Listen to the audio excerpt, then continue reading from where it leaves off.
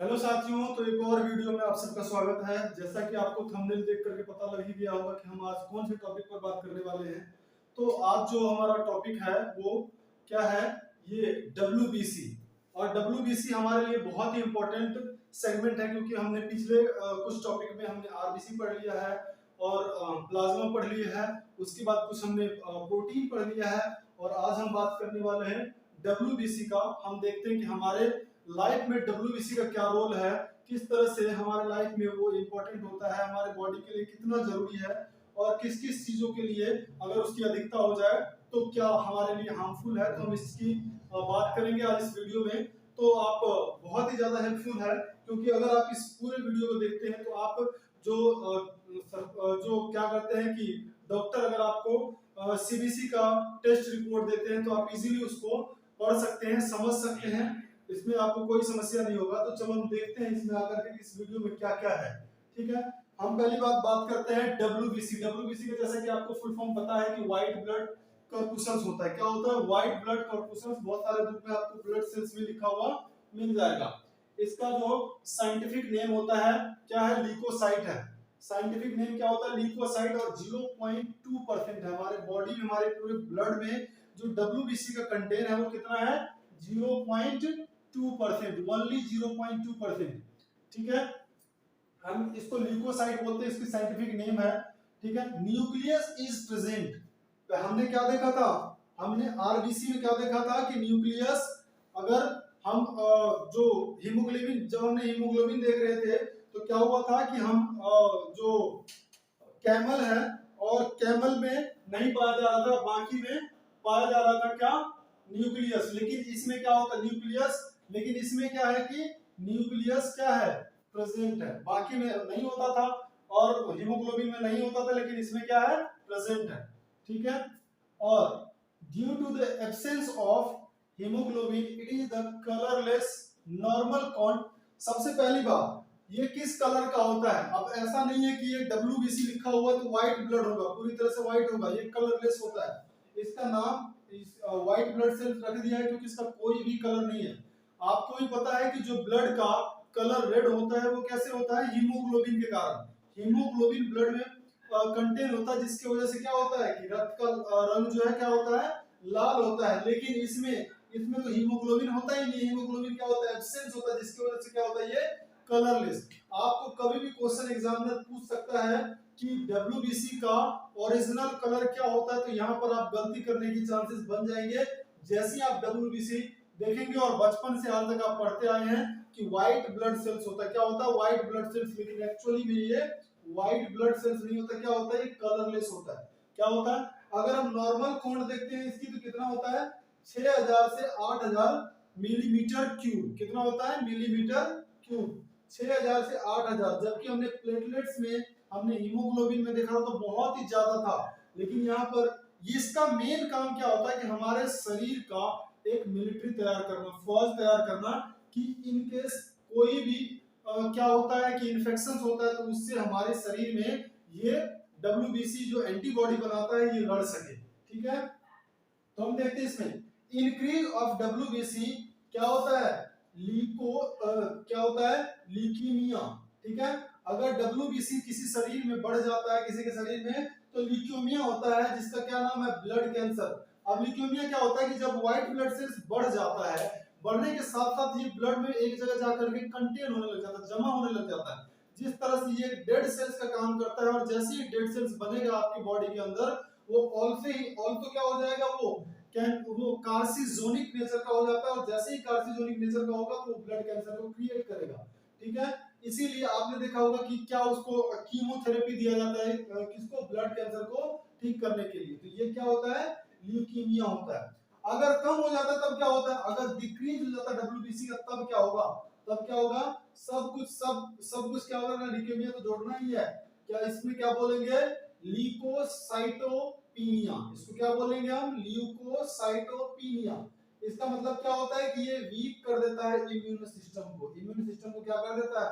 Week कर देता है। और कोई भी सर्दी जुकाम और बंडल्स ऑफ डिजीज आपको क्या करेगा? तुरंत घेर लेंगे और आपके अंदर इन्फेक्ट कर देंगे। वो बहुत ही ज्यादा प्रबल हो जाएंगे आपकी बॉडी में आकर के।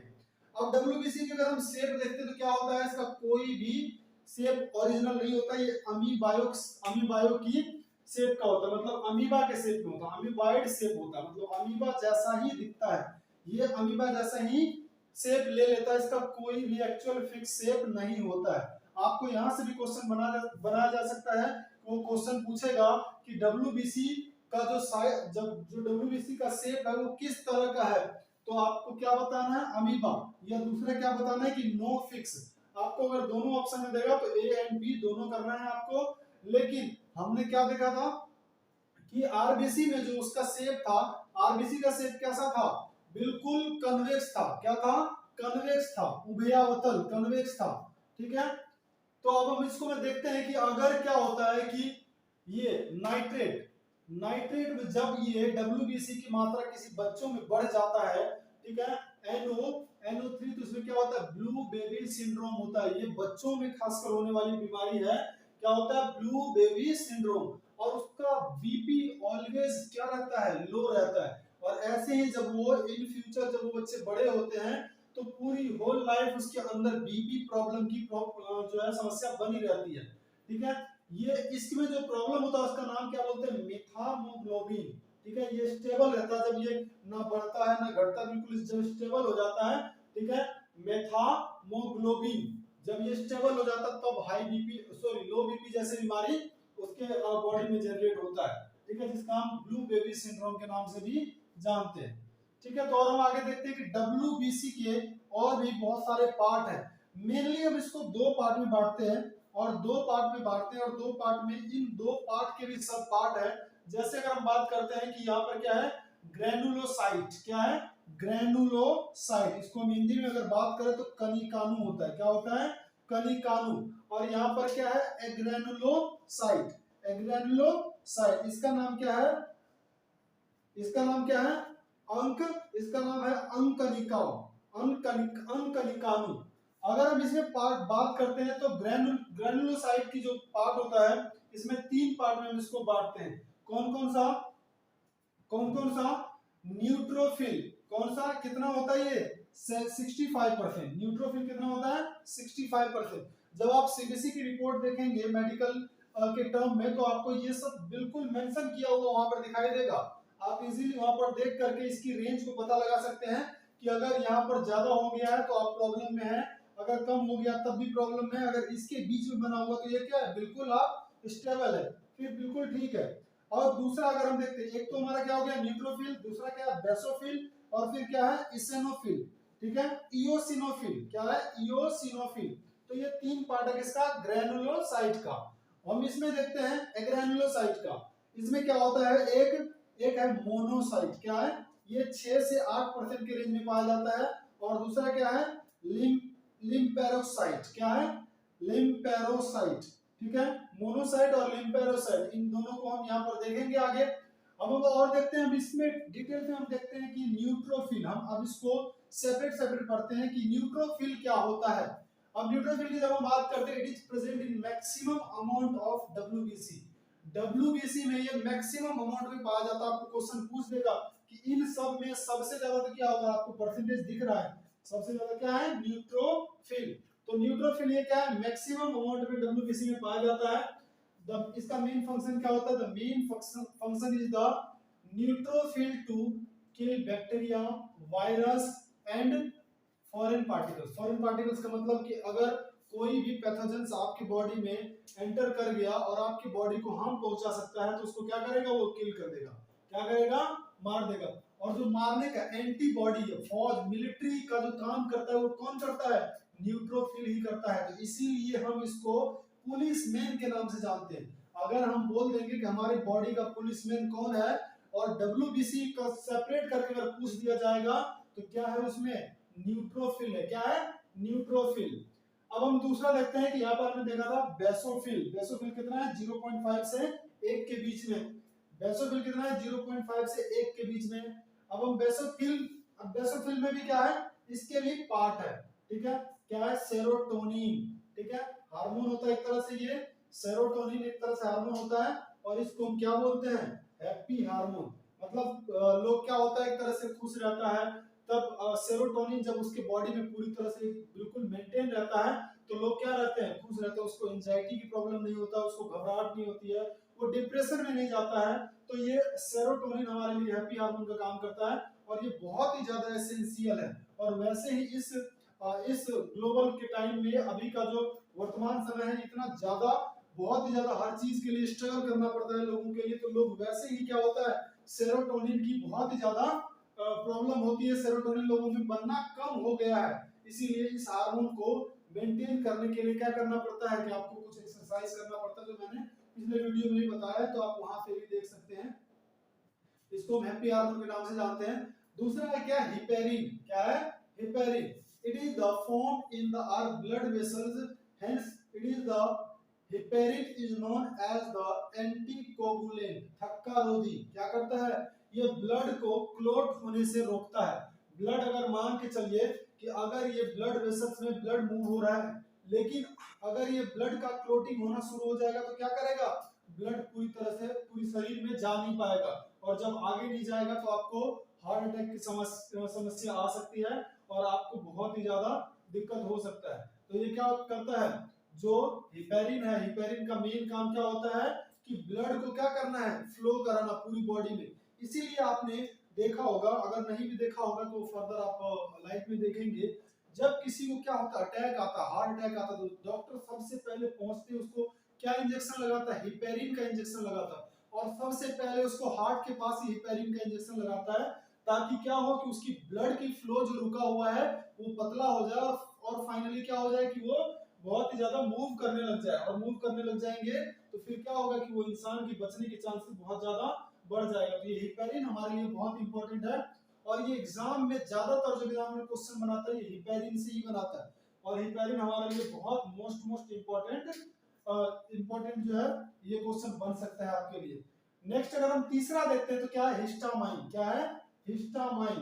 ठीक है, हिस्टामाइन क्या करता है, हिस्टामाइन क्या करता है, cracking skin and the wet substances and come and the wet this the area offer to the bleeding. ये क्या करता है कि जिस एरिया पे कहीं पर अगर क्या होता है कि क्रैकिंग आ जाता है, अगर कहीं सेल टूट जाता है, टूटने के बाद वहां पर क्या होता है, ब्लीडिंग शुरू हो जाता है, इसको रेगुलेट करता है। हिस्टामाइन क्या करता है, आपने बहुत सारे ऐसे दवाइयों का नाम सुना होगा कि इसमें क्या है, एंटी हिस्टामाइन है। ठीक है, एंटी हिस्टामाइन है, तो इसको क्या करता है, ये रिस्पॉन्सिबल होता है किसके लिए, सपोज अगर आप देखते हैं कहीं पर चोट लग गया, अचानक से चोट लगने के बाद क्या होता है, वहां पर व्हाइट व्हाइट से पहले पानी आता है, और पानी आने के बाद फिर खून आता है। जो पानी आने का काम करता है ना वो हिस्टामाइन ही करता है, और तुरंत आपका वहां पर उस जगह को स्वेलिंग प्रोवाइड करता है, वो सूज जाता है, और सूजने के बाद फिर क्या होता है, ब्लड आता है। तो हिस्टामाइन का काम क्या है कि उस जगह से जहां पर ब्रेकिंग हुआ है, क्रैकिंग हुआ है, वहां से ब्लीडिंग बाहर निकालना, मतलब ब्लड को बाहर निकालना। ठीक है, अब हम इसमें देखते हैं कि अब इसमें हमारा कौन सा है, इयोसिनोफिल। ठीक है, इयोसिनोफिल, ये 2 से 3% तक हमारे बॉडी में पाया जाता है। इट प्रोटेक्ट फ्रॉम इन्फेक्शंस, ये हमारी बॉडी को, इयोसिनोफिल किससे बचाता है, हमारी बॉडी को इन्फेक्शन से बचाता है। आप देखते हैं कि बहुत सारे लोगों को सर्दी जुकाम होता है, जब सर्दी जुकाम होता है, आसपास अगर आप कोई इन्फेक्टेड पर्सन अगर छींक देता है, और अगर आपकी इम्यूनिटी अगर कमजोर है तो एट अ टाइम 2-3 घंटे में आपको भी क्या हो जाएगा, सर्दी जुकाम लग जाएगा, और फिर आप सफर करते रह जाएंगे 2-3 दिन के लिए। ठीक है, तो ये हमारा डब्ल्यूबीसी के बारे में एक बहुत ही इंपॉर्टेंट सेगमेंट था, जो इनकेस अगर डब्ल्यूबीसी से कोई क्वेश्चन बनता है तो इससे बाहर नहीं जाएगा। होपफुली आप लोगों को ये वीडियो बहुत ही ज्यादा एग्जाम में हेल्प करेगा। वीडियो को एक बार में अगर आपको थोड़ी सी ज्यादा बर्डन लग रहा है, क्योंकि ये जो बायो का जो टॉपिक होता है बहुत बार क्या होता है, बच्चे रीसेट हो जाते हैं, तो इसको आप मल्टीपल टाइम्स क्या कर सकते हैं, रिवाइज कर सकते हैं। आपको मैं इतना भरोसा दिला सकता हूँ कि इससे क्वेश्चन बाहर नहीं जाएगा। अगर आप पढ़ेंगे तो आपको बिल्कुल लगेगा कि हमने जो पढ़ा है और यहाँ पर जो दिया गया है ये क्या है, बेस्ट है। ठीक है, तो ऐसे ही और भी बहुत सारे वीडियो लेकर के हम आते रहेंगे, और पीछे और भी बहुत सारे वीडियो चैनल पर पड़े हुए हैं जो आपको डायरेक्ट हेल्प करेंगे एग्जाम में, आप वहां जाकर के उसे देख सकते हैं। और ये हमारा छोटा सा एक प्रयास है, और आगे बहुत सारे वीडियो लेकर के आएंगे। तब तक चैनल को अगर नए हैं तो सब्सक्राइब कर लीजिए, ताकि कोई वीडियो डलेगा तो आपको नोटिफिकेशन मिल जाएंगे और आप उसको देख करके अपने एग्जाम के लिए जो है तैयारी को सुनिश्चित कर पाएंगे। मिलते हैं जल्द किसी और नए वीडियो में, तब तक पढ़ते रहिए, ध्यान रखिए। जय हिंद, जय भारत।